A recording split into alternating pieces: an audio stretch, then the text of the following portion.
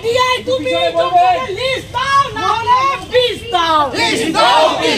ADI তুমি যোগ্যদের list দাও না হলে বিষ দাও। এই আমরা কারা?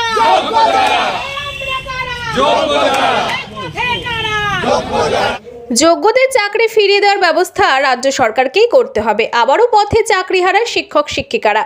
এইরকম একাধিক স্লোগান তুলে মালদা শহরের রাজপথে আজ আন্দোলনের ঝড় তুললেন চাকরি হারা শিক্ষকরা।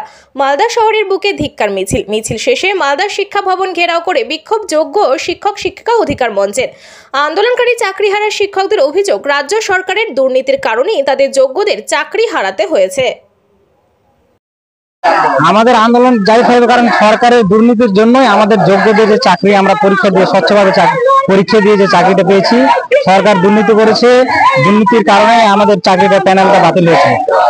সেই প্যানেলটা বাঁচানোর জন্য সরকারকে দায় নিতে হবে। সরকারই হচ্ছে আমাদের রিপিটিশনের মাধ্যমে আমাদের যোগ্যদের চাকরি ফিরিয়ে দেওয়ার ব্যবস্থা করতে হবে। যথাযথ উপযুক্ত তথ্য দিয়ে, এটা সুপ্রিম কোর্টের তথ্য দিয়ে আমাদের বাঁচিয়ে আনতে হবে। যোগ্যদের সার্টিফাইড লিস্ট দিতে হবে। তো এই আন্দোলন আমাদের জারি আছে, থাকবে যতদিন না আমরা ন্যায় বিচার পাচ্ছি।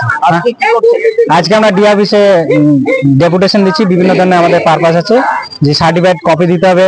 তবে ফর্ম ফিল আপ, যে অবৈজ্ঞানিক যে ফর্ম ফিল আপ হচ্ছে, ফর্ম ফিল আপ শুরু হয়েছে, যেখানে ওবিসি সমস্যা না মিটিয়েও তবুও হচ্ছে আমাদের ফর্ম ফিল আপটা চালু লিখেছে।